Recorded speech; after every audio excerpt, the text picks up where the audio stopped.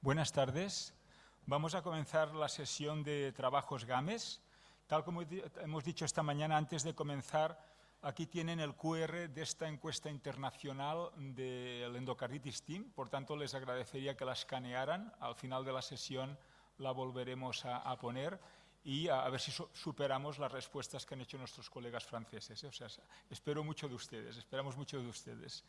Vamos a dejar un momentito el QR en la pantalla y, mientras tanto, voy a presentar a la doctora Asunción Moreno, que es profesora emérita de la Universidad de Barcelona, investigadora emérita del IDIVAPS y consultora emérita del Hospital Clínico de Barcelona. Y yo soy José María Miró, que soy consultor del Hospital Clínico de Barcelona, y para mí es realmente un gran honor poder compartir con a la doctora Moreno esta mesa redonda.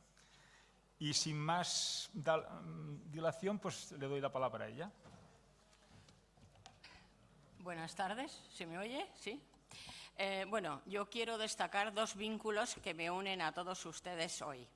Un vínculo es con Murcia, porque yo tengo dos primos hermanos a los que quiero muchísimo aquí trabajando en Murcia, viviendo en Murcia. Uno es el doctor Moreno, que trabaja en la Rixaca y que, bueno, pues digamos es un gran reumatólogo y bueno, desde aquí le quiero mandar un fuerte abrazo.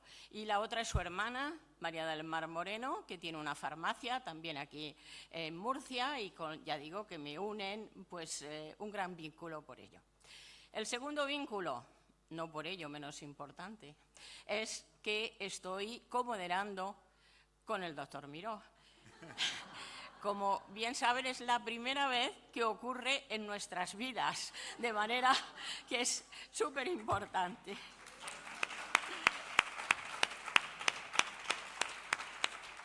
Al doctor Miró lo conozco desde hace 46 años, estamos juntos desde hace 45 años y, por tanto, como pueden ver, el vínculo es estable y duradero. Bien, empecemos la sesión. En primer lugar, va a exponernos el estudio de los trabajos GAMES, actualización, eficacia y seguridad de la perfusión continua versus perfusión intermitente de ampicilina y ceftriaxona para el tratamiento de endocarditis infecciosa por Enterococcus fecalis, el estudio doble. Lo presenta la doctora Laura Herrera Hidalgo, de la Unidad de Gestión Clínica de Farmacia, la Unidad de Gestión Clínica de Enfermedades Infecciosas, Microbiología y Parasitología del Hospital Universitario Virgen del Rocío de Sevilla. Cuando quieras. Hola, buenas tardes. Bueno, yo vengo aquí en nombre del grupo coordinador de este ensayo, que creo que la mayoría de vosotros conocéis y muchos de vosotros participáis, que se titula Eficacia y seguridad de la perfusión continua de ampicilina y ceftriaxona frente al tratamiento estándar para la endocarditis infecciosa por Enterococcus fecalis. Bueno, este es el índice que vamos a seguir y, bueno, a modo de introducción, como sabéis, los enterococos son la tercera causa más frecuente de endocarditis y, en su mayor parte, pues estas endocarditis están causadas por Enterococcus fecalis. Esta entidad afecta principalmente a pacientes de edad avanzada con múltiples comorbilidades y que tienen pues o patología colónica, manipulación urinaria o válvulas protésicas.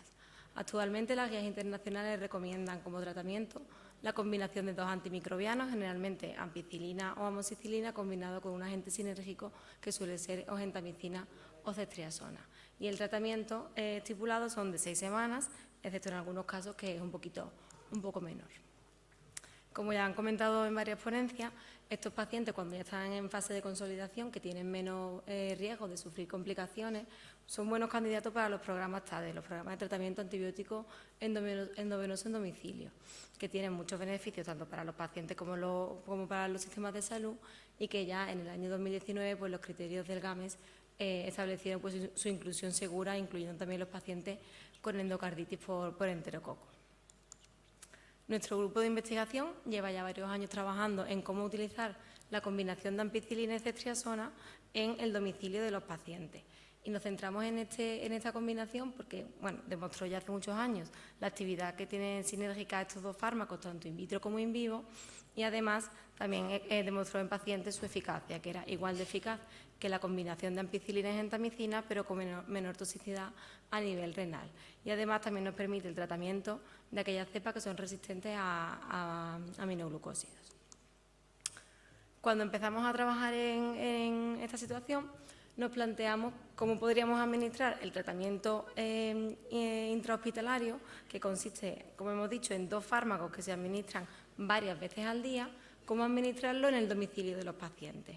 La primera opción que nos planteamos fue continuar con el tratamiento tal y como se administraba en el hospital, ampicilina 2 gramos cada 4 horas con pauta intermitente y ceftriaxona 2 gramos cada 12, pero a nivel logístico esto no es fácil para todos los hospitales o todas las familias, ya que o el paciente, o sea, se pone en una bomba la ampicilina que se administra 2 gramos cada 4 horas y la ceftriaxona 2 veces al día, que implica o que el paciente o el cuidador manipule el catéter y lo administre, o que el personal sanitario vaya 2 veces al domicilio para poner las 2 dosis de ceftriaxona, o tener 2 accesos vasculares, un acceso vascular con 2 luces para poner 2 bombas.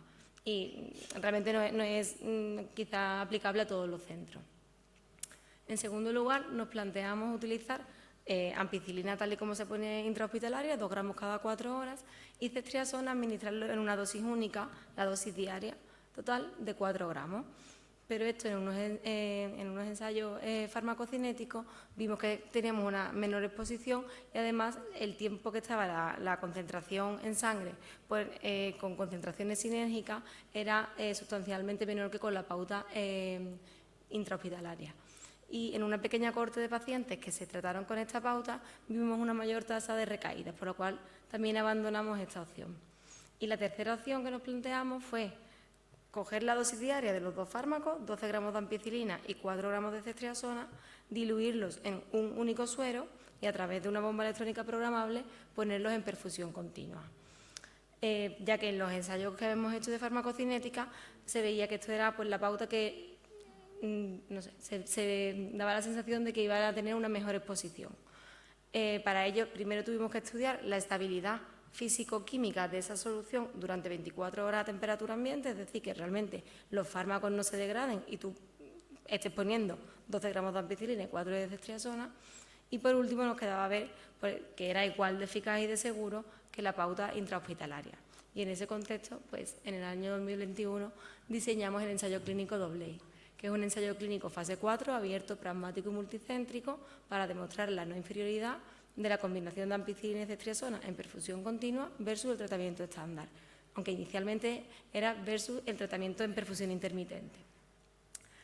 Actualmente participan 16 centros españoles.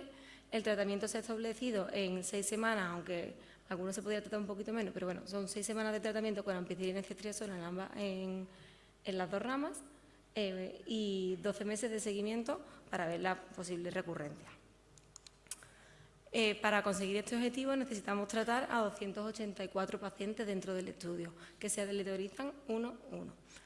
Los criterios de inclusión y de exclusión son muy sencillitos, son pacientes adultos con endocarditis por Enterococcus faecalis, que no sean alérgicos a estos fármacos y que no tengan infecciones polimicrobianas. Como hemos dicho, el brazo experimental es la perfusión continua de la dosis diaria de ambos fármacos, es decir, 12 gramos de ampicilina y 4 de ceftriaxona, y el brazo control es la pauta intrahospitalaria, 2 gramos cada 4 horas de ampicilina y 2 gramos cada 12 de ceftriaxona. Aunque sobre este brazo se ha hecho una modificación para adaptarlo un poco al tratamiento actual realmente de estas infecciones. El objetivo principal es demostrar que la infusión continua de estos 2 fármacos es no inferior al tratamiento estándar en frecuencia de recidiva de la endocarditis y como objetivo por Enterococcus faecalis. Y como objetivo secundario pues nos planteamos analizar también la tasa de mortalidad, las cirugías cardíacas, los reingresos y otros aspectos. En cuanto a las cepas en sí, queremos hacer también un análisis genómico comparando la cepa original con la cepa de la recurrencia para ver si realmente es una reinfección o una recidiva. Y también, como habíamos visto previamente en otros estudios, que parecía que la pauta continua mejoraría la exposición a ambos fármacos, pues en un pequeño subgrupo de pacientes también vamos a hacer un análisis de los niveles plasmáticos. Este ensayo empezó en octubre de 2024 y bueno, teníamos que reclutar unos 8 pacientes o 9 pacientes al mes, que es bastante exigente en este escenario, y a mitad de año pues vimos que realmente no íbamos a conseguir el objetivo que teníamos.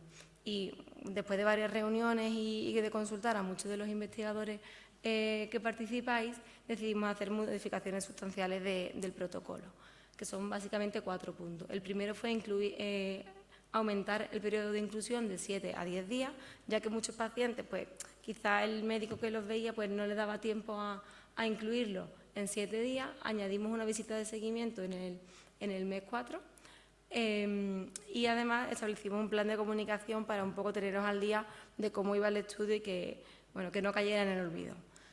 Y quizás lo más importante es que intentamos adaptar el tratamiento estándar a lo que ahora mismo es tratamiento estándar de estos pacientes, que realmente no suelen quedarse ya ingresados 6 semanas en el caso de que se encuentren estables clínicamente.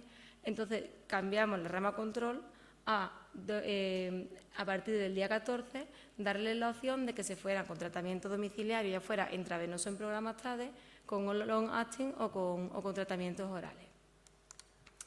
Actualmente el reclutamiento en el primer año de seguimiento ha sido solo de 16 pacientes, que más o menos lo que tendríamos que haber conseguido en dos meses, por lo cual seguimos teniendo ciertas dificultades con el reclutamiento.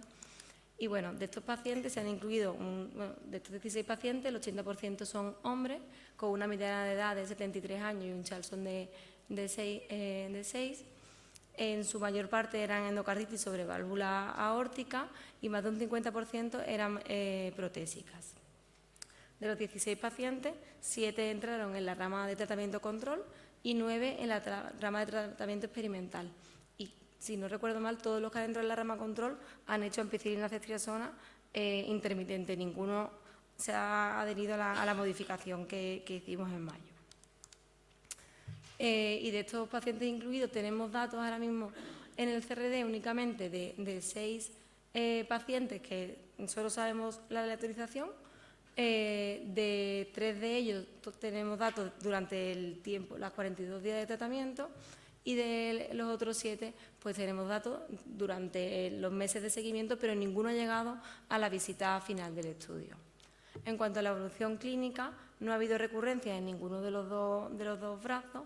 Sí que ha habido 3 pacientes que han sufrido efectos adversos. En la rama de perfusión continua, un paciente se reportó una reacción adversa medicamentosa, pero que no tuvo repercusión ni en modificación del tratamiento, ni requirió ninguna actuación médica. Y los otros 2 en la rama de perfusión intermitente. Ambos tuvieron una infección en el mes 2 de seguimiento, uno por aurio y otro por aeromona, y el paciente que tuvo la infección por aeromona también tuvo una neutropenia por beta-lactámico y una dehiscencia protésica. En cuanto a la mortalidad, ha habido 3 éxitos en el estudio, uno de ellos en la rama intermitente, en la rama control, que fue un éxito por un edema agudo de pulmón en un paciente en el que inicialmente, o tal y como se recoge, no tenía indicación de cirugía, y 2 en la rama de perfusión continua. Uno por su patología oncológica a los 6 meses de finalizar el tratamiento, y otro fue éxito al día siguiente de entrar en el ensayo por una complicación en el contexto de la cirugía cardíaca. Y bueno, ninguno de las muertes se relacionaron con la medicación de estudio. Y nada más, si tenéis alguna pregunta o sugerencia sobre cómo mejorar el reclutamiento del estudio, estamos abiertos pues, a cualquier sugerencia que tengáis. Y gracias.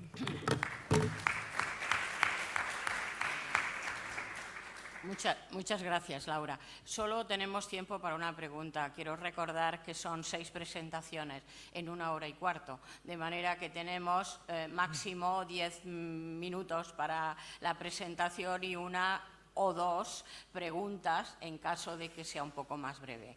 ¿De acuerdo? Pues la primera pregunta.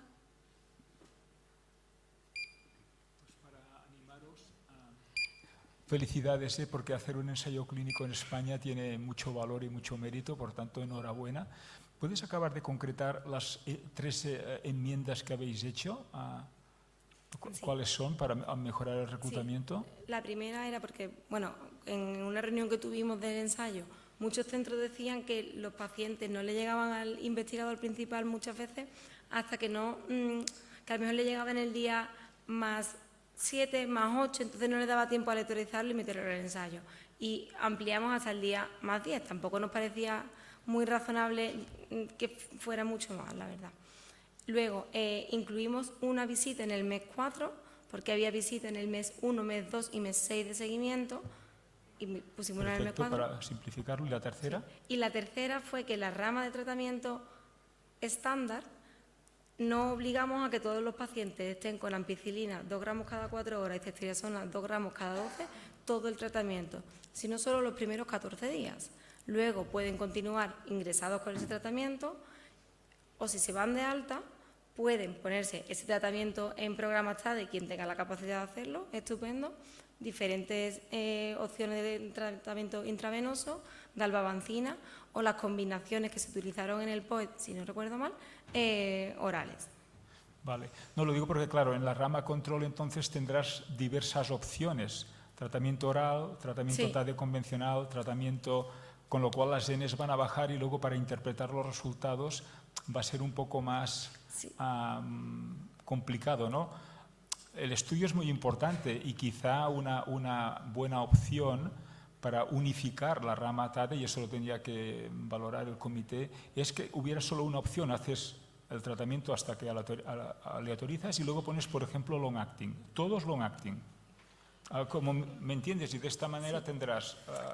Claro, pero si tardan 10 días en aleatorizarlo, estás 4 o 5 días con el tratamiento en perfusión continua y al día 18 te dan de alta con DALBA, ¿qué efecto tiene la perfusión continua realmente? No, eso sería en la rama control. Ah, vale, solo en la rama control. Claro, solo en la rama control. Es decir, Sí, tú comparas y en la rama control una única opción, porque si no tendrás un pupurri de orales, dalbavancina y te bajará la... Claro, lo que intentamos hacer es decir, bueno, comparamos todo lo que es tratamiento estándar que recoge la guía de 2023 frente a la perfusión continua.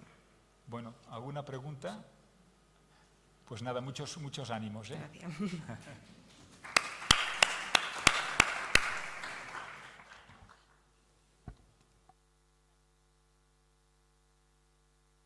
Sensación de que no. Sí. El segundo estudio, a ver, se titula Actualización, registro de prótesis endovasculares, de la doctora María Dolores Sousa Regueiro, del Servicio de Enfermedades Infecciosas del Complejo Hospitalario Universitario de A Coruña. Cuando quieras. Muy bien, muchas gracias. Bueno, buenas tardes a todos. Vengo a actualizar. El año pasado, no sé, los que estuvisteis ya en el Congreso o los que lo mirasteis en la página, ya visteis que presentamos un poco, era como nuestro arranque del registro de las prótesis endovasculares. Y esto es un poco al hilo de a ver a lo que nos habíamos comprometido el año pasado y qué hitos hemos conseguido o no en este momento, ¿no? Así que, bueno, intentaré presentaros un poco los datos de los centros que están activos, que están reclutando pacientes. También muy poquito, porque no es el objetivo de esta presentación, un resumen de los casos, pero unas generalidades, bueno, para que veáis un poco qué casos se están incluyendo. Y por último, y yo creo que es importante también en este foro, ver áreas de mejora y ver, bueno, pues si hay algún déficit tanto en la base de datos como cualquier problema que nos estemos encontrando, ¿no? Porque es el momento de intentar solucionarlo. El año pasado nos comprometimos inicialmente. Había como 12 centros, ¿os acordáis que mandamos una encuesta para ver qué centros podían reclutar o no? Porque, bueno, no todos tienen cirugía vascular o no tenían una relación fluida con cirugía vascular. Y nos habíamos comprometido inicialmente como 12 centros en 6 comunidades autónomas. Y fijaos, porque, bueno, pues en Andalucía hay 5 centros reclutando, en Madrid 4, en Cataluña 3, es decir, tenemos 18 centros dados de alta y en 8 comunidades autónomas. O sea que, bueno, yo creo que eso ya es un check, ¿no? Es un hito conseguido, se ha superado el objetivo inicial y de momento pues no hemos arrancado tan mal, ¿no? Y también esto lo presenté el año pasado, porque os acordáis que ponía que hay un montón de registros nacionales e internacionales muy, muy potentes, pero que son registros quirúrgicos y de actividad y de calidad quirúrgica. Pero registros granulares que busquen la infección o que intenten registrar todos los datos de infección es que hay muy poco cuando vais a la literatura. Está la corte Basgra, que es unicéntrica, y luego yo siempre pongo el ejemplo de los franceses. A mí me gusta leerlos porque generalmente cuando escribe un infectólogo, entonces es como que hablan mi idioma, ¿no? Por eso siempre lo referencio. Pero esta es la foto de Francia, que son 6 centros en 6 ciudades distintas, ¿no? Y esto es nuestra foto ahora mismo, ¿vale? Esta es una foto que cogí de Google Maps para intentar situarnos ahí en el mapa. Y veis que, por ejemplo, Madrid tiene varios centros, bueno, pues en Cataluña también, Andalucía, o sea que estos son las ciudades. O sea que, bueno, lo digo un poco por el empuje inicial, ¿no? que está bien y para animarnos, ¿no? ¿Cuál es la otra cara de la moneda? De momento hemos reclutado pocos pacientes, ¿no? Y aquí tengo que decir que, bueno, espero que no a todo el mundo os haya costado tanto como a mí, porque no el hecho de reclutar o el hecho de ficharlos, es que nosotros para poder entrar en este registro lo habíamos solicitado antes de venir a la SEICAB el año pasado y no pudimos empezar a registrar hasta abril.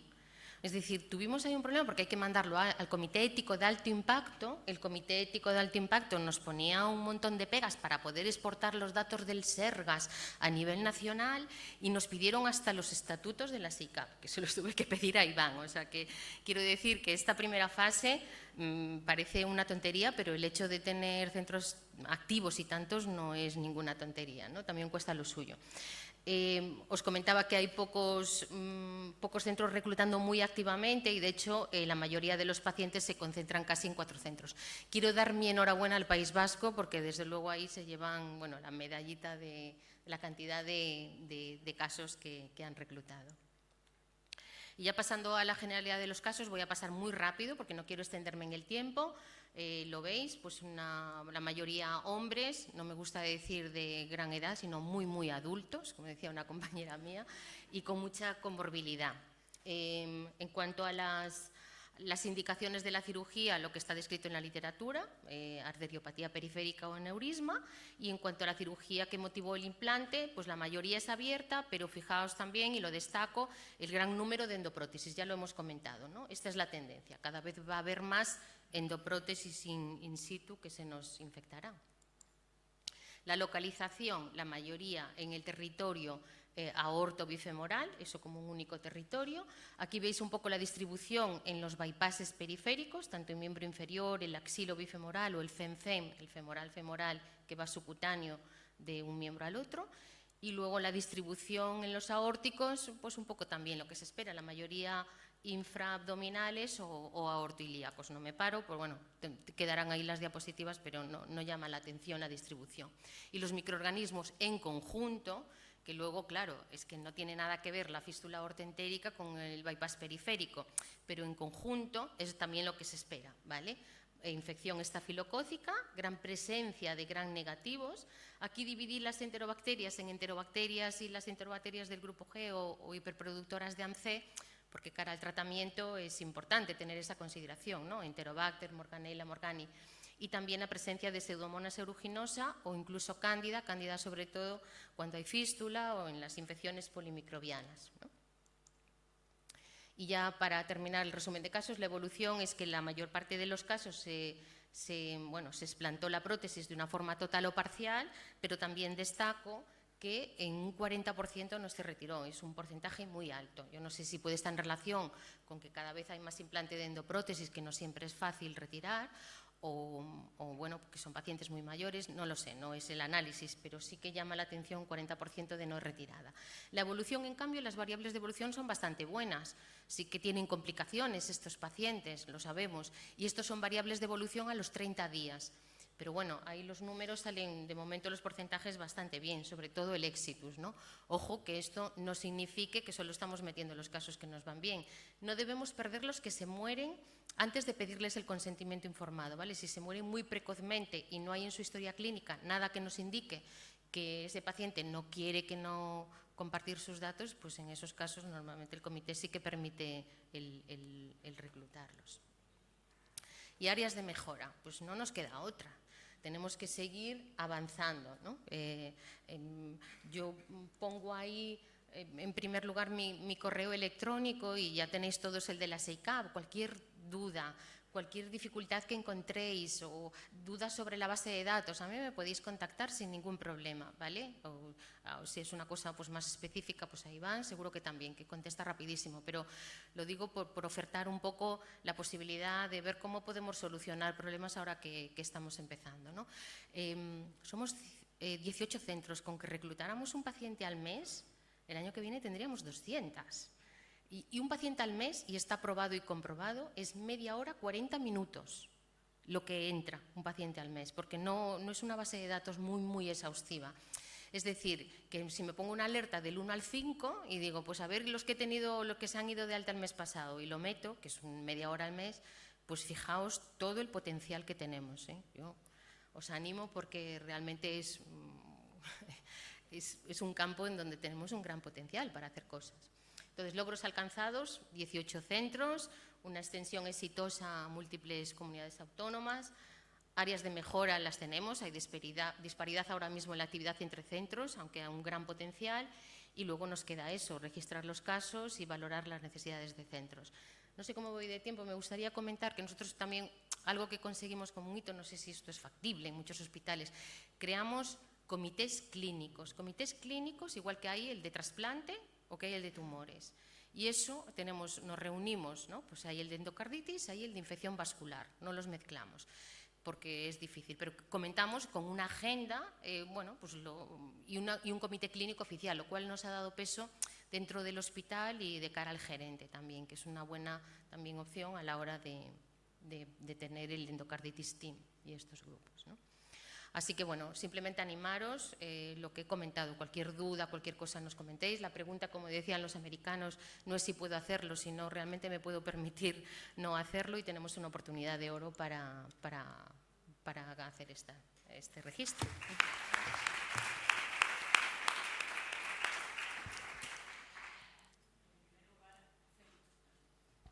Felicidades por la iniciativa, porque es verdad que este registro pues, va a aportar muchas cosas y es muy interesante saber lo que ocurre en España en cuanto a las prótesis vasculares, ¿no? O sea que ánimo para continuar, que se animen también todos los presentes pues, para aportar casos.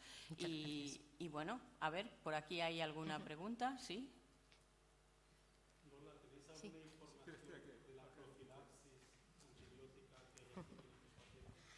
Sí, lo estuvimos comentando esta mañana. La verdad es que dices a la hora de recogerlo, ¿qué profilaxis? En la base de datos. Sí, sí. En la base de datos, yo no estoy segura si hemos recogido esa información. La verdad es que hemos intentado hacer un registro que fuera factible, ¿vale? Entonces, no estoy segura ahora mismo, no sé, bueno, claro, Iván tampoco lo conoce. Yo creo que se valoró en su momento, o están aquí también, estaba Marta.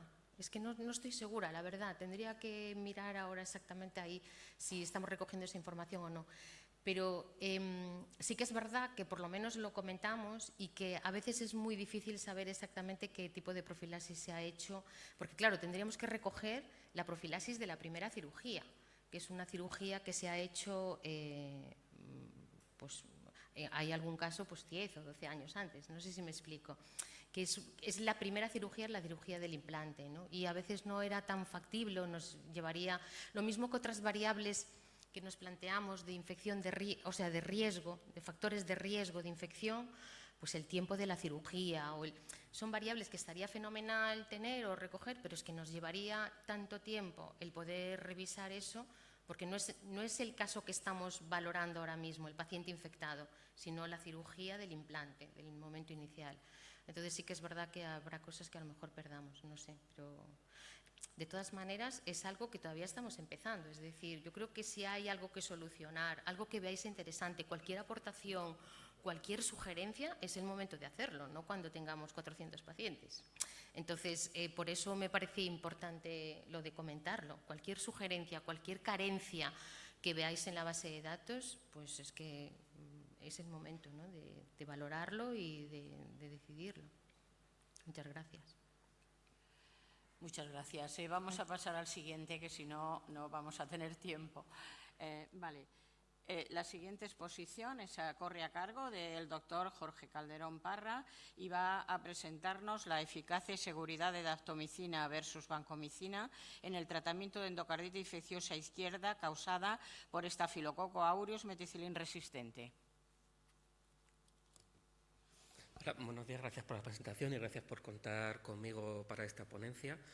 Efectivamente, sabemos que la endocarditis por estafilococos, en este caso no solamente aureus meticilin resistentes, son un problema, y son un problema por varios motivos. Es algo frecuente, es cierto que más en endocarditis protésica, pero incluso un 10-15% de las nativas también se causan por este tipo de microorganismos.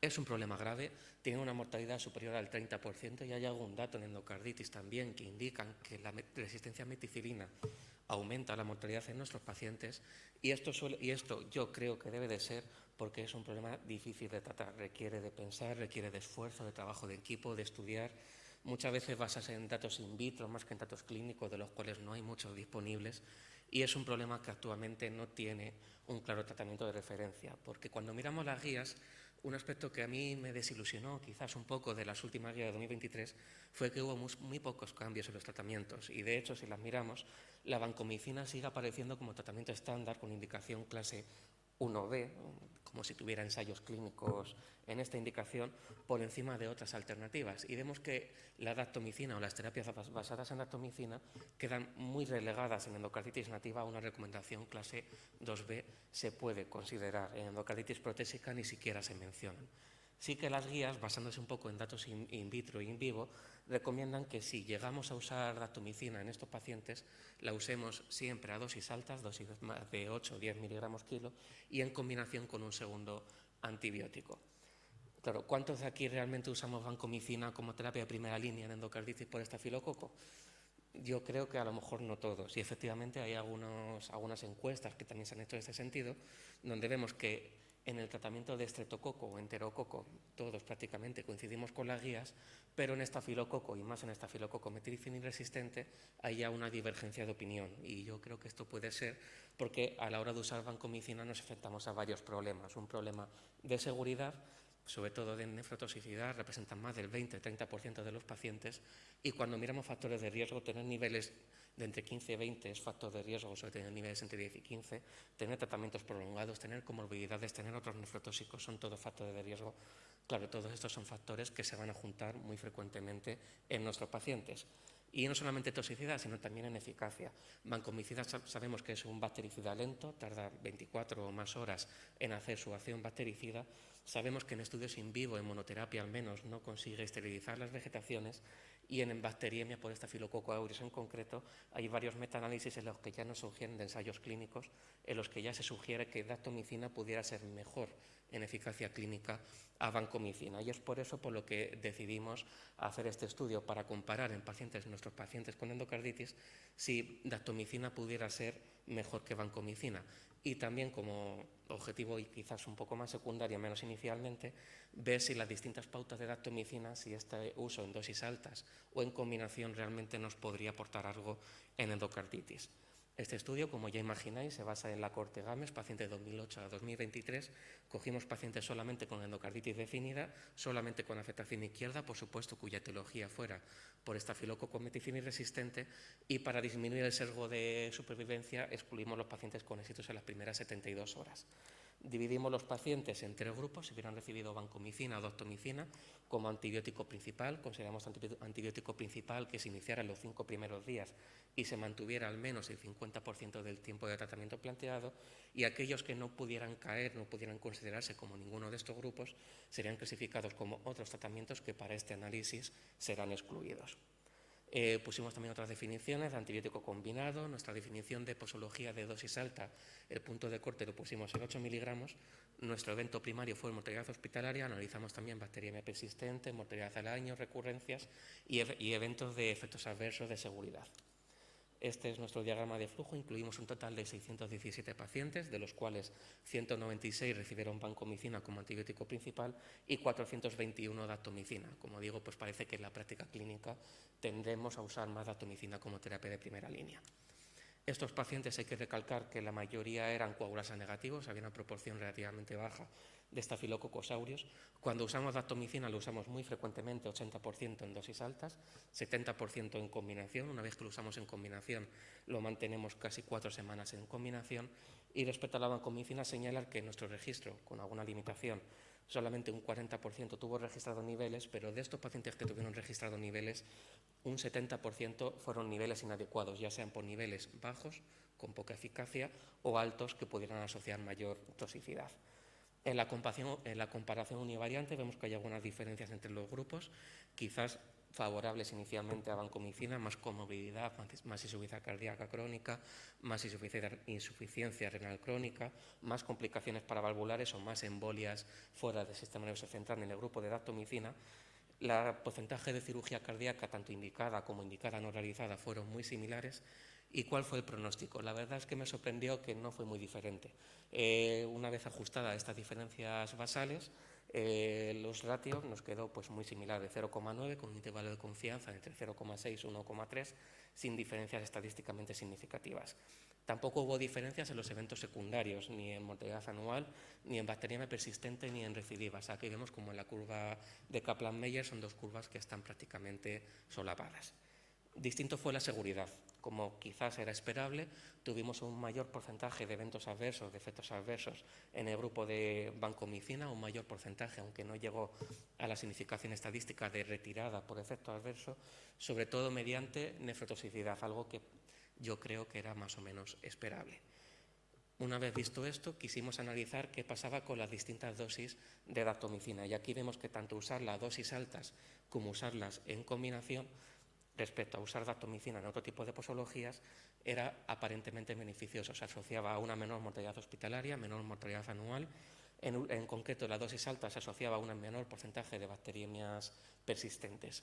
Este efecto beneficioso parecía ser independiente de uno del otro. Como veis aquí abajo, cuando usábamos en combinación en monoterapia, el usar daptomicina a dosis alta o dosis baja no parecía que dependiera uno del otro. Es decir, parece que cada una de estas dos cambios posológicos aportaba su parte de beneficio. Aquí ya fuimos a ver qué es lo que pasaba cuando usábamos daptomicina, según nos recomendaba la guía clínica, dosis altas y en combinación, versus vancomicina. Las diferencias en el grupo serán más o menos igual a las anteriores, más insuficiencia cardíaca crónica, más complicaciones paravalvulares, más embolias fuera del sistema nervioso central en el grupo de la daptomicina, pero vemos que la mortalidad en este caso parecía que había numéricamente cierto favor hacia la daptomicina, 30% de mortalidad hospitalaria versus 37%, no llegó a alcanzar esto a la significación estadística, en mortalidad anual sí, 34% versus 43%. Una vez que hicimos análisis multivariante, ya ajustado un poco pues, por las diferencias basales, vimos una tendencia que lamentablemente no nos llegó a alcanzar la significación estadística, a un mejor pronóstico cuando usamos daptomicina en forma óptima respecto a vancomicina, unos ratios de 0,7 con el intervalo de confianza que llega hasta el 1,1.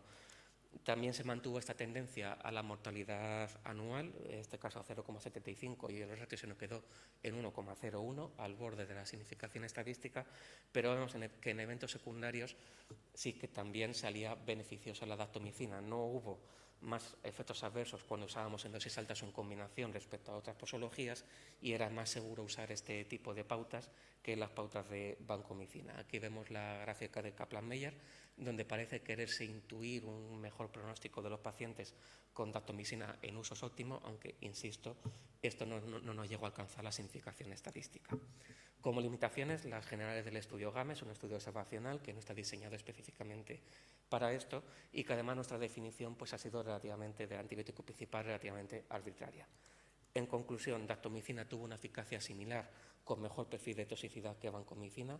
Su uso óptimo con dosis elevadas y en combinación pudiera llegar a asociarse a un mejor resultado clínico que vancomicina, sí que se asocia a mejor resultado clínico que otras pautas de daptomicina, y con esto quiero concluir que daptomicina quizás debiera de ser considerada como una terapia de primera línea para estos pacientes. Muchas gracias.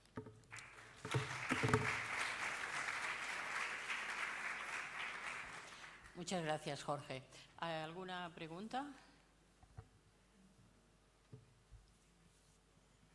Sí. ¿Habéis considerado hacer un análisis DOR para consolidar estos hallazgos? Aquí. Perdón, ¿me he escuchado?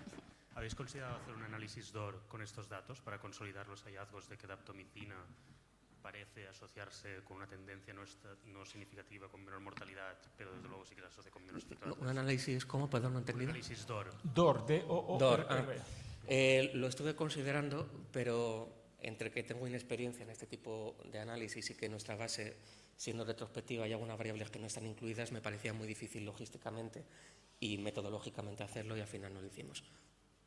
También el propensity lo estuvimos considerando, pero los grupos no nos quedaban nada balanceados cuando lo hicimos.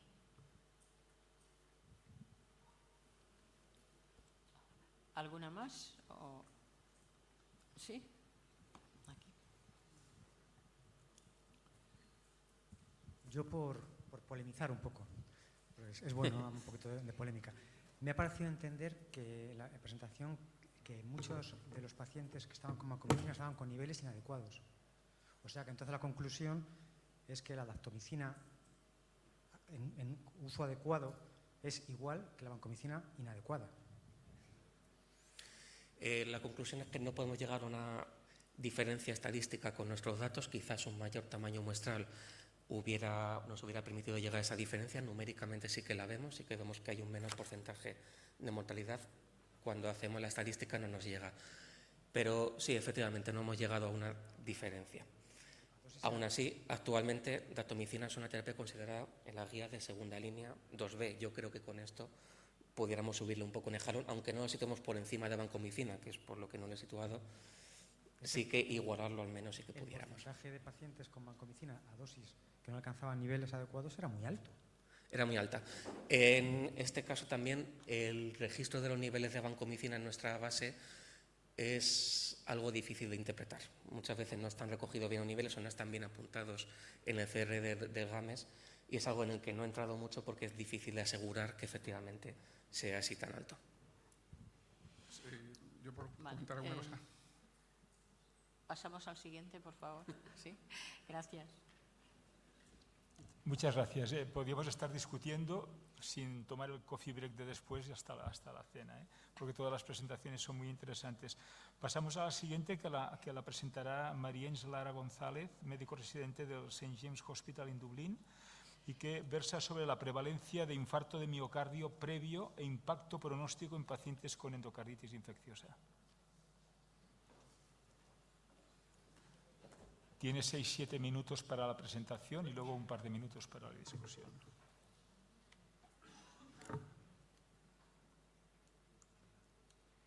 Buenas tardes, es un honor y un placer para mí estar aquí esta tarde con todos vosotros, y no quisiera iniciar mi presentación sin antes agradecer a todo el equipo del Comité de la CEICA por darme esta oportunidad, y también de una forma muy especial quiero agradecer a mi tutor aquí presente, el doctor Manuel Martínez Ellas, por su apoyo en esta investigación. Ahora me gustaría mencionar lo que escribió el doctor William Osler en su libro Los principios y prácticas de la medicina moderna en el año 1892. Y con respecto a la endocarditis infecciosa, Osler afirmó que era difícil ofrecer un cuadro clínico satisfactorio de la enfermedad, debido a que su forma de inicio y presentación era muy variable y que sus síntomas eran muy diversos. Pero, ¿qué hemos aprendido hasta ahora? Pues sabemos que la endocarditis infecciosa tiene alta morbilidad y alta mortalidad, y que alrededor del 20% de los pacientes con endocarditis infecciosa presentan enfermedad coronaria significativa. Sin embargo, las implicaciones del infarto de miocardio en estos pacientes no están descritas. Por tanto, nuestro objetivo fue evaluar la prevalencia y el impacto pronóstico del infarto de miocardio nuevo y previo en una cohorte nacional de endocarditis. Se realizó un estudio retrospectivo y nuestros datos provienen del registro de endocarditis de la GAMES, y se incluyeron un total de 6.392 pacientes diagnosticados con endocarditis infecciosa entre los años 2008 y 2023, según los criterios modificados de Duke que estaban vigentes para la época. Los pacientes se agruparon, se clasificaron en dos grupos: un primer grupo con antecedente de infarto de miocardio previo y un segundo grupo sin antecedente de infarto de miocardio previo. Los casos de infarto de miocardio nuevo se incluyeron como complicación de la endocarditis. ¿Qué encontramos? Pues encontramos que un total de 568 pacientes, lo que representaría alrededor de un 9%, tenían antecedentes de infarto de miocardio, mientras que 83 pacientes presentaron infarto de miocardio nuevo. Ahora, ¿qué pasó con aquellos pacientes que tenían antecedentes de infarto de miocardio previo? Pues cuando se comparó con el grupo que no tenía antecedentes de infarto de miocardio, encontramos que estos pacientes eran de mayor edad, con una edad media de 71 versus 69, que en su mayoría eran hombres, un 80% versus 66, y tenían más comorbilidades, y lo podemos ver allí en el Charlson de 7 versus 4. También, perdón que no haya incluido la información en la lámina, notamos que en estos pacientes con antecedente de infarto de miocardio, la endocarditis nosocomial fue más frecuente. Y estos pacientes desarrollaron más insuficiencia renal, más insuficiencia cardíaca, más reinfarto y, como era de esperar, el uso de aspirina fue mayor en este grupo. Además, la primera causa fue, en este grupo, fue coagulazo negativo. Por último, ¿qué podemos decir sobre la mortalidad?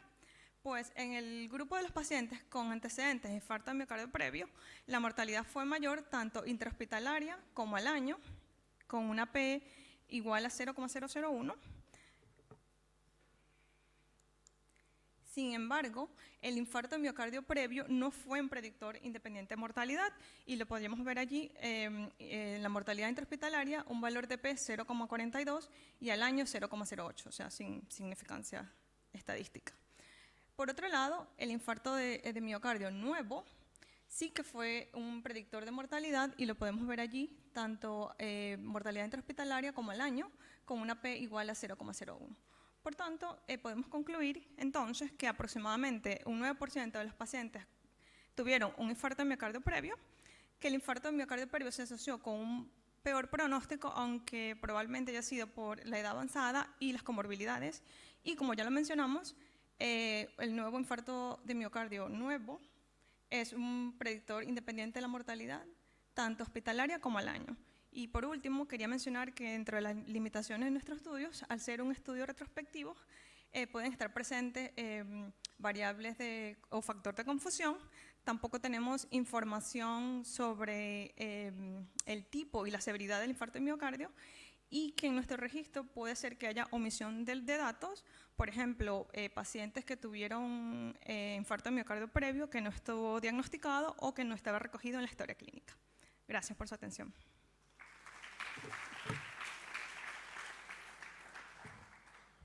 Muchas gracias por ajustarse perfectamente al tiempo, un trabajo muy interesante. No sé si hay preguntas entre los asistentes. ¿Tienen las características del manejo de esos episodios de infarto de miocardio nuevo en esta población? No tenemos información. No. ¿Y el pronóstico fue hospitalario y también al año? Al año. Al año, ¿eh? Sí. ¿Antonio?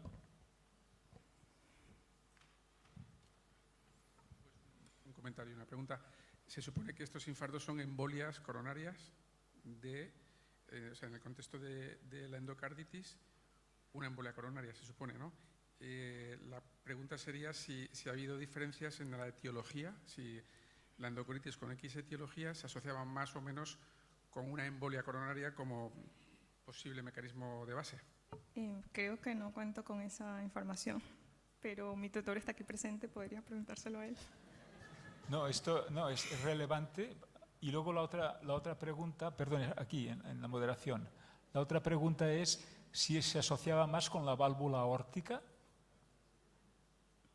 No, doctor Martínez Selles. O sea, esta suposición de Antonio, que la tenemos nosotros también, pero no puede ser más que eso, porque lamentablemente nosotros los datos que tenemos son los que están registrados en nuestro registro, y entonces evidentemente que eso no te permite saber si el infarto es embólico, o yo creo que seguro que en algunos pacientes, no sé si es la casualidad o el episodio de endocarditis que también genera inflamación, protrombosis, etcétera, pues hace que tengas un infarto por rotura clásica de una placa de ateroma, y tienes al mismo tiempo el infarto y la endocarditis. Entonces, yo creo que ahí hay un mix, lo que pasa que es muy difícil saberlo. O sea, el infarto embólico es poco frecuente, o sea, de hecho es de todas las embolias que da la endocarditis, las menos frecuentes, ¿no? Simplemente por localización anatómica es muy difícil que una verruga se vaya hacia la arteria coronaria.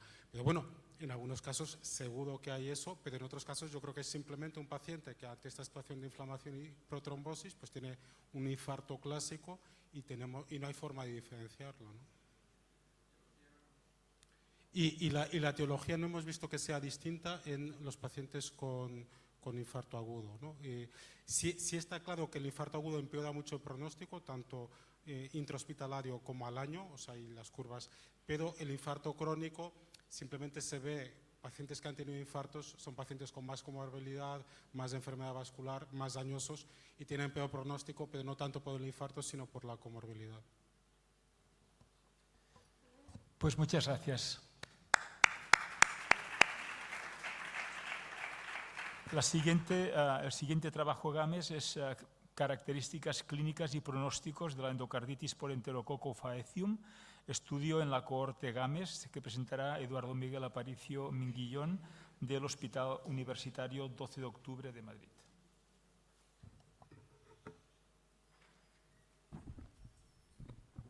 Bueno, muchas gracias por la presentación y agradecer a todos los investigadores del GAMES y al doctor López Medrano, que también ha colaborado conmigo en el proyecto, que no ha podido estar hoy aquí presente. Como sabéis, la endocarditis enterocócica es una enfermedad que está en auge, ¿no? Con el aumento de los casos de endocarditis en pacientes cada vez más comórbidos, más impacto nosocomial, más endocarditis sobre válvulas protésicas. Y como ya se ha comentado también esta mañana, pues la endocarditis por enterococo faecium es mucho más infrecuente que la ocasionada por fecalis, ¿no? En torno a un 5% habitualmente de las enterocócicas, y los datos en la literatura hasta ahora son bastante limitados respecto al manejo. El tratamiento antibiótico óptimo es controvertido, y otro papel también, como otro ítem importante, como se ha comentado esta mañana, es el aumento de resistencia a vancomicina, ¿no? Que supone un reto terapéutico emergente. Con todo ello, el objetivo de nuestro estudio ha sido describir las características epidemiológicas, clínicas y evolutivas de la endocarditis por enterococo faecium, y para ello hemos hecho un estudio retrospectivo en la cohorte GAMES con esos objetivos de describir las variables epidemiológicas y clínicas en un primer nivel, hacer un análisis multivariante de los factores asociados a mortalidad o recidiva e intentar comparar de forma un poquito preliminar la eficacia de las diferentes pautas antibióticas. De los 7.000 pacientes registrados en la cohorte GAMES entre 2008 y 2024, 916 han sido ocasionados por el género Enterococcus, de los cuales 71 episodios de endocarditis fueron causados por faecium, que supone un 7%. Ya como primer mensaje, viendo la susceptibilidad antibiótica, podemos ver que la resistencia a ampicilina ocurrió en el 68% de los casos, pero hasta un 31% son sensibles a ampicilina, algo más de lo descrito a nivel global en el porcentaje de aislados de faecium, ¿no? Y en cambio, resistentes a vancomicina solo hubo un episodio, un 1% de la cohorte, al menos con los datos que tenemos registrados en la base. Respecto a las variables generales, podemos ver que la endocarditis por faecium afecta a pacientes más añosos, en predominio de varones, esto al mismo nivel, igual que fecalis en este caso. Sí que de forma diferencial también respecto al fecalis tiene más afectación, más predominio por válvula nativa, un 73%, y afecta a pacientes más comórbidos, ¿no? Con un Charson de 6 y sobre todo mayor frecuencia de diabetes y característicamente de neoplasia y de insuficiencia renal previa. Tiene también un predominio bastante llamativo por la nosocomialidad, ¿no? Siendo un 40% de los casos nosocomiales, y da la sensación de que tiene un poquito menos de complicaciones intracardíacas y complicaciones, digamos, locales y derivadas de la endocarditis. En cambio, sí que una mayor frecuencia de empeoramiento de la insuficiencia o de nuevo empeoramiento de insuficiencia renal. y bueno, sepsis y shock séptico similares. La indicación quirúrgica y la realización de cirugía también fue menor que en otras etiologías y en cambio pues no se vieron diferencias significativas ni en la mortalidad ni en la recidiva, aunque es cierto que numéricamente sí que hay una tendencia a mayor mortalidad en el grupo de Enterococo faecium. Respecto a alguna otra característica particular que hemos intentado analizar como factores posiblemente predisponentes a la bacteriemia por enterococo, pues es llamativo que un porcentaje importante de pacientes tienen cirugías o procedimientos invasivos a nivel digestivo urinario, colonoscopias, cistoscopias.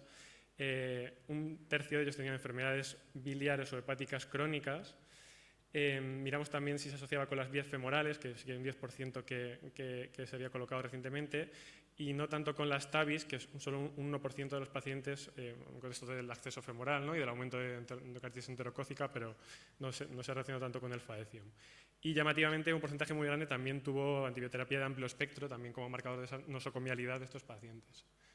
Respecto a las neoplasias, pues analizándolas en detalle lo que tenían estos pacientes, pues efectivamente muchos tenían, la gran mayoría son neoplasias digestivas o genitourinarias, que podrían ser también pues, foco o puerta de entrada de la bacteriemia.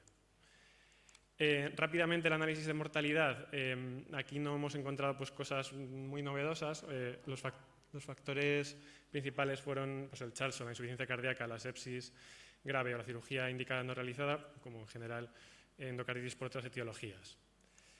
Y ya como última parte, último bloque, respecto a las pautas antibióticas utilizadas, sí que hay algunos datos pues, un poquito interesantes.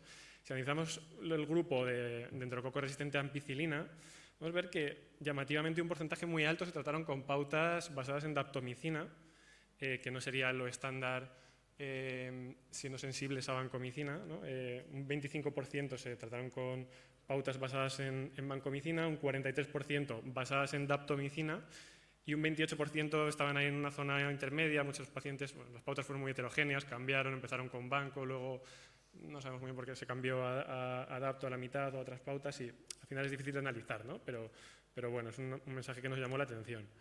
Ya una minoría se trataron con pautas, digamos, basadas como fármaco principal y Nezolid durante la mayor parte del tiempo. Comparando el éxitus de la recidiva de estos pacientes, pues no hubo diferencias estadísticamente significativas, los grupos son pequeños. Sí que pues incluso fue más alta la mortalidad, la tendencia numérica en el grupo de vancomicina, pero bueno, extraer aquí conclusiones de esto es muy limitado. El único paciente que tuvo resistencia a vancomicina se trató con una combinación de ceftarolina y daptomicina, también como la serie que hemos visto esta mañana, ¿no? Como tratamiento de inducción inicial. Y respecto a los sensibles a ampicilina, 2/3 aproximadamente se trataron con pautas efectivamente basadas en ampicilina, mientras que el otro tercio pues, basadas en banco o en otras combinaciones. Y de los tratados con combinaciones de ampicilina, 2/3 a su vez se trataron con la pauta de ampicilina con ceftriaxona y el otro tercio con diferentes combinaciones, ¿no? Destacando pues, la gentamicina como combinación clásica y luego ya hubo otras pautas un poquito más heterogéneas. Aquí analizando también, intentando un poco analizar la evolución, pues la N es muy pequeña y no permite extraer grandes conclusiones. Hubo 2 pacientes que fallecieron en el grupo de pautas con ampicilina y ninguno en el grupo de vancomicina, pero ya digo, el pequeño tamaño de los grupos impide extraer demasiadas conclusiones. Y en resumen, pues los mensajes de llevarnos que la endocarditis por enterococo faecium es infrecuente, supone un 7% de las endocarditis enterocócicas y menos de un 1% del total de endocarditis infecciosas en general. Afecta a pacientes más añosos, más comórbidos, destacando ahí las neoplasias, la insuficiencia renal y llamativamente la adquisición nosocomial y el predominio por válvula nativa. Parece que tienen menos complicaciones locales de la propia endocarditis, pero tienen tendencia a incluso una mayor mortalidad. Está esta pues, probable relación con las neoplasias y los procedimientos digestivos y genitourinarios. Y lo que ha sido el análisis de las pautas antibióticas, el estudio no permite extraer grandes conclusiones, aunque es llamativo pues, que un porcentaje importante se tratan con daptomicina, sin tampoco poder observar resultados ni superiores, pero tampoco peores que con la vancomicina. Y esto sería todo. Muchas gracias.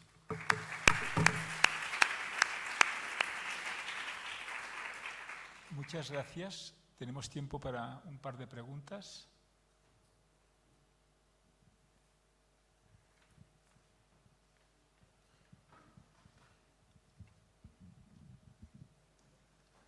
Enhorabuena por el trabajo, Edu, me ha gustado mucho. ¿Pudisteis? Es cierto que no hay diferencias en los resultados o en los endpoints entre Dapto y Banco. Dices como que no es, vamos, que lo habitual es la bancomicina, pero probablemente yo creo que estamos tendiendo cada vez más a utilizar Daptomicina. No sé si mirasteis si hubo, igual que en el trabajo anterior, la tasa que hubo de insuficiencia renal aguda quizá relacionada con los tratamientos, porque igual eso se podría interpretar como un dato favorable para el uso de daptomicina. Aquí no estaba... o sea, al final, claro, es difícil por un lado, las pautas son heterogéneas, es difícil correlacionar temporalmente por la limitación de la propia base, pero es verdad que la variable de nuevo empeoramiento de insuficiencia renal no había diferencias significativas entre un grupo y otro. Aquí he puesto un análisis muy resumido y de todas formas incluso la propia clasificación entre grupos basadas en banco, basadas en Dapto es un poquito preliminar y estamos intentando de afinarla más para hacer un análisis más detallado e intentar exprimir un poquito más los datos. Gracias. ¿Alguna pregunta más? Perdón. ¿Has visto alguna mano? Sí, había visto uno. ¿No? Ahí arriba, ¿no? No, pues dos preguntas. Una, ¿la evolución temporal se ha mantenido estable o se han acumulado los últimos años los casos de endocarditis por faecium? Pues no lo tengo ahora el dato, creo que no hemos llegado a revisarlo.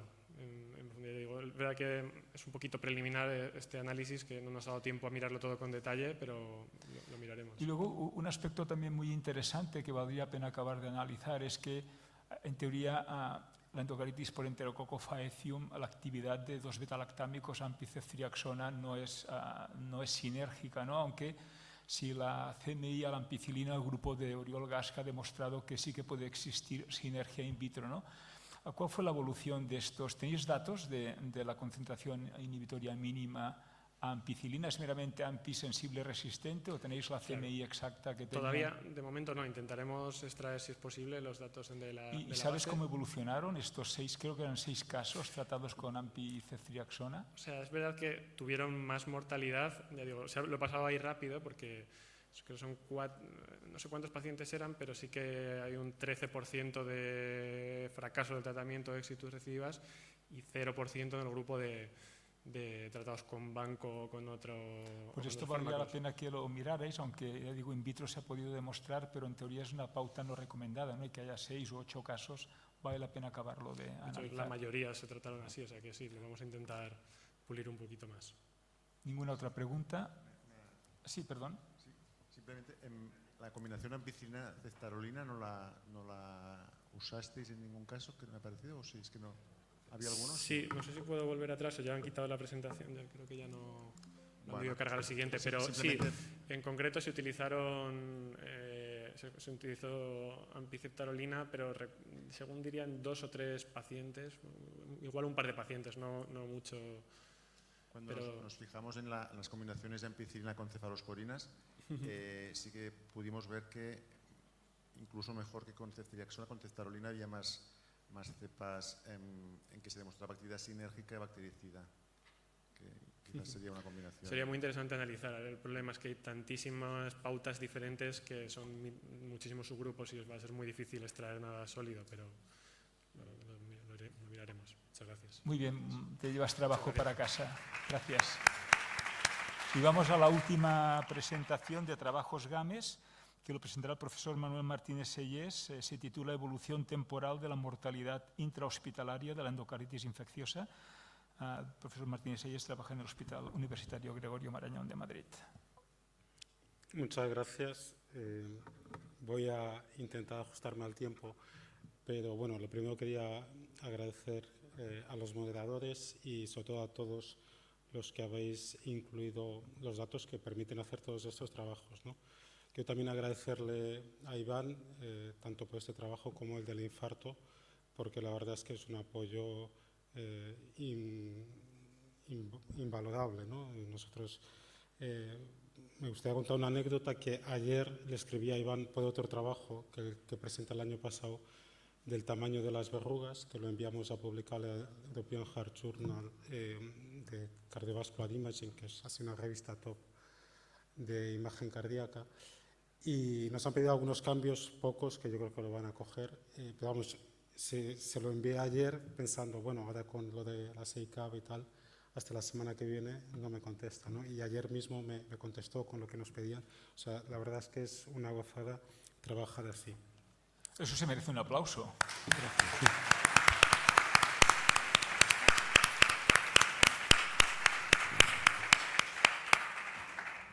Bueno, ¿por qué hicimos este trabajo?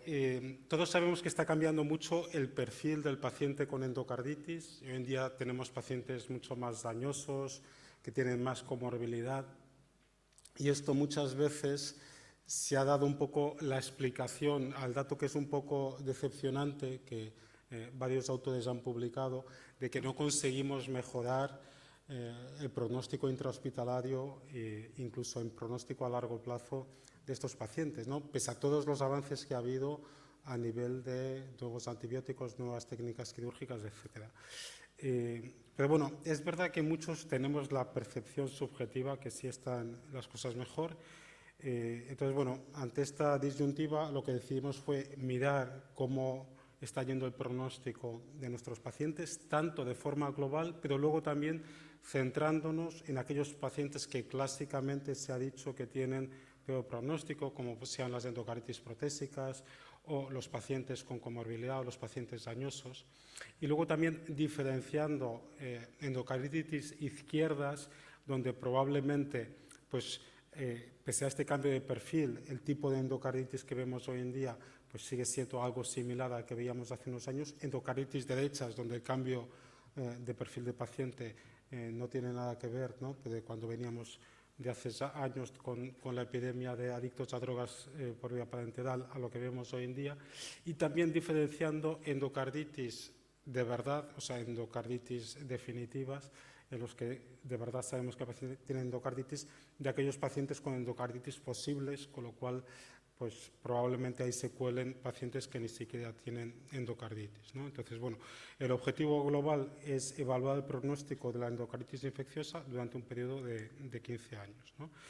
Incluimos a más de 6.500 pacientes de 2008 a 2022 y lo que hicimos fue comparar, lo primero, las características clínicas para ver si de verdad se podía comprobar que ha cambiado el perfil clínico de estos pacientes, también las complicaciones y la mortalidad en 4 periodos y también pues, el manejo, las tasas de cirugía, etcétera, ¿no?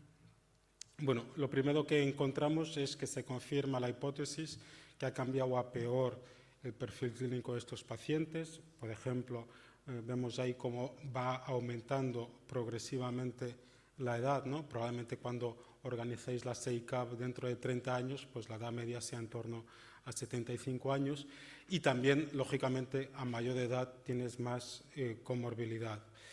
También están aumentando las endocarditis protésicas, cada vez más, y lo comentaba antes en la comida con Ana Pello, cada vez más estas endocarditis protésicas en relación a pacientes que han tenido implantes de TAVI, que eso también es algo que vamos a ir viendo más. Y también la tasa de complicaciones intracardíacas, con lo cual tenemos pues, probablemente no solo un perfil clínico, sino también un perfil de endocarditis pues, más destructivas, ¿no? Esto probablemente sea uno de los motivos por lo cual estamos operando más a nuestros pacientes. Ya podemos decir, y por primera vez en este último periodo, que la mayoría de pacientes con endocarditis se operan. Y también no solo operamos más, sino que los operamos más rápido. Últimamente se han publicado varios estudios que sugieren que una cirugía precoz probablemente se relacione con mejor pronóstico, ¿no? Pues bien, pese a este empeoramiento del perfil clínico, pues la mortalidad no solo es que no ha empeorado, sino que ha mejorado, ¿no? Vemos ahí las tasas, partíamos del 27%, ahora estamos en el 23%.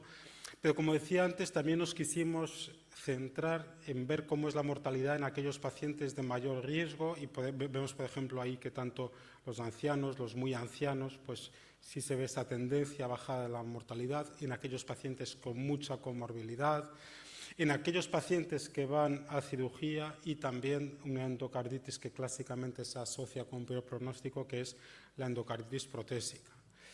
Nos gustó comprobar que la mortalidad sí ha disminuido en la endocarditis definitiva, que como digo, yo creo que es la única que de verdad estamos seguros que esos pacientes tienen endocarditis. En las endocarditis izquierdas, que como decía antes, pues sí es un perfil bastante mantenido, el tipo de endocarditis de lo que veíamos hace 15 años. Sin embargo, no hemos encontrado cambios en la mortalidad en las posibles, probablemente porque ahí hay un poco de todo, y tampoco en la endocarditis derecha por este cambio tan importante en el perfil clínico, ¿no? La mortalidad al año también bajó, de hecho es incluso más marcada la bajada de la mortalidad al año, probablemente ahí también estamos viendo las mejorías de seguimiento, de tratamiento a largo plazo en estos pacientes, y al hacer los marcadores de riesgos independientes de mortalidad, como vemos, el periodo fue un factor protector y, por lo tanto, lo que nos indica es que tanto para mortalidad hospitalaria como mortalidad al año, pues a medida que van pasando los años, los pacientes se nos mueren menos, ¿no? Bueno, ver un poquito todo esto en imágenes, bueno, es una bajada que a lo mejor no es tan pronunciada como quisiéramos, pero yo creo que hay que ponerla en valor por este cambio tan llamativo de peor perfil clínico que tienen los pacientes, ¿no? Y luego, un poco lo que comentaba, ¿no? Da gusto comprobar que esto se ve sobre todo en las endocarditis definitivas y en las endocarditis izquierdas, que es lo que uno esperaría por los motivos que he explicado antes, ¿no? Y bueno, el tema de la edad, sobre todo, como digo, yo tengo debilidad por los ancianos, por lo tanto siempre pues me gusta un poco ver qué es lo que pasa en los pacientes de más edad, y aquí parece que claramente son los que más se están beneficiando de esta mejoría. Y como decía, la bajada de las tasas de mortalidad al año es incluso más marcada que la bajada de mortalidad intrahospitalaria, ¿no? Bueno, como conclusiones, pese a este empeoramiento del perfil clínico, pues estamos consiguiendo, probablemente esto es, al menos en parte, el resultado de estos equipos multidisciplinarios que tenemos todos los hospitales que estamos en Games, que la mortalidad tanto hospitalaria como al año pues esté disminuyendo. Esta mejoría de pronóstico se comprueba en aquellos pacientes con endocarditis izquierdas y en endocarditis definitivas, y se necesitan pues estudios que nos permitan lógicamente aclarar cuáles son los factores que están implicados en esto. Es decir, probablemente, al menos yo sospecho que el hecho de que se operen más pacientes, que se operen de forma más precoz, pues también está contribuyendo a esta mejoría del pronóstico, pero como he dicho, los nuevos antibióticos, los diagnósticos más precoces, los nuevos técnicas diagnósticas como toda la incorporación de la medicina nuclear, es decir, seguro que hay muchos otros factores implicados. Muchas gracias.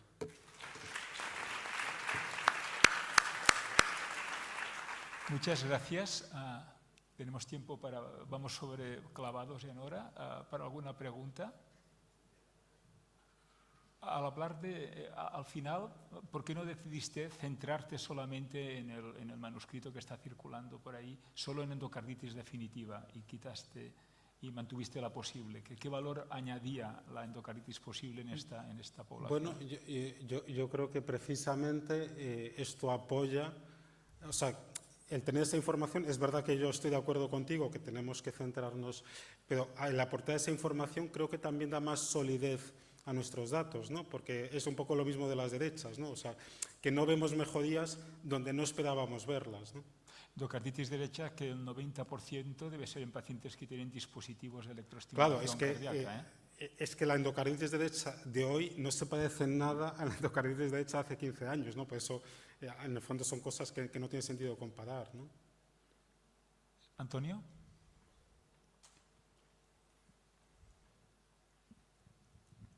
Enhorabuena por la presentación. Hay una variable que en todos los estudios que hacemos con nuestra serie miramos, que es el variable cirugía indicada no realizada. Has comentado que el índice de cirugías va subiendo, y la pregunta es si habéis podido mirar en estos periodos si cada vez menos enfermos, no sé si será así o al revés, si cada vez menos enfermos con indicación se dejan sin operar. O sea, sí, lo hemos mirado mucho y nos ha dado muchos quebraderos de cabeza. El problema es que cuando incluyes esa variable, pues luego tienes colinealidad con la cirugía, ¿no? Entonces no es tan sencillo desde el punto de vista estadístico analizar esa variable, pero sí vemos que cada vez hay menos pacientes con cirugía indicada que no se operen.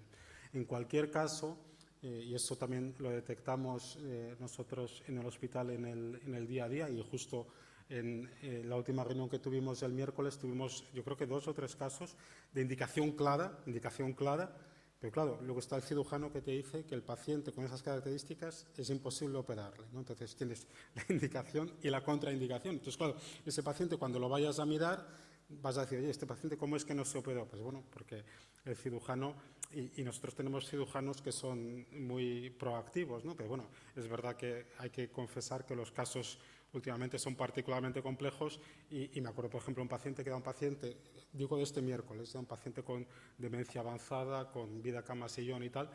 Entonces, claro, decíamos todos, jolín, es que este paciente no le puedes enviar a quirófano, ¿no? Pero bueno, que hay la indicación, pero sí es cierto que está bajando el porcentaje de pacientes con indicación que no se operan. Muy bien, parece que bueno, lo que ha presentado el profesor Martínez Sellés es nuestra actividad los últimos 20 años, ¿no? Por tanto, nos debemos felicitar porque estamos haciendo las cosas mejor, ¿no? Es una forma de reflejar con números lo que hacemos cada día, ¿no? Muchas gracias. Gracias. Antes de iros y de pasar a la siguiente, vamos a ver si la oficina técnica puede poner la encuesta de nuevo del endocarditis team, si me oyen.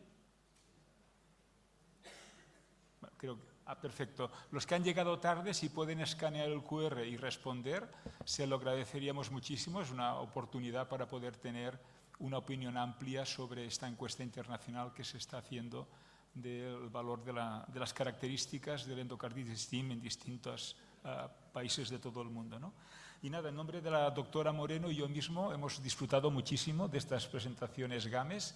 Les agradecemos a todos los ponentes sus excelentes estudios, a todos ustedes su participación y tenemos media horita para tomar un coffee break, ¿vale? Muchas gracias. Hubiera sido interesante haber tenido un poquito más de tiempo porque la verdad es que todas las presentaciones han sido muy buenas y se daba también pues, la oportunidad de poder expresar y de poder hacer preguntas.